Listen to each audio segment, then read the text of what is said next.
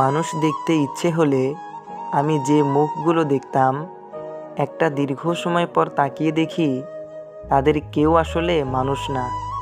যাদেরকে মানুষ ভেবে এসেছি তাদের প্রত্যেকের মুখের উপরেই ছিল এক একটা লং লাস্টিং মুখোশ। মুখের উপর থাকা ভারী মেকআপের মতো যে মুখোশগুলো সরতে খানিক সময় লাগে, সেগুলোকেই মানুষের মুখ ভেবে নিজস্ব অস্থিরতায় স্বস্তি পেয়ে এসেছি এতদিন। মানুষের সন্ধানে আমি বহু মুখ ঘুরেছি, কোথাও মানুষের দেখা মেলেনি। বিনিময়ে পেয়েছি লং লাস্টিং মুখোশ।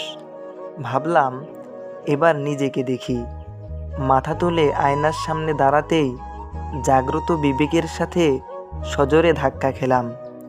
আমাকে ঘিরে মানুষের ভালো সব ভাবনা এবং একান্ত ব্যক্তিগত আমি, এই দুইয়ের মধ্যে বিশাল ব্যবধান, বিস্তর ফারাক। মনে হলো অবিকল মানুষের মতো দেখতে আমিও এক মুখোশের মুখ।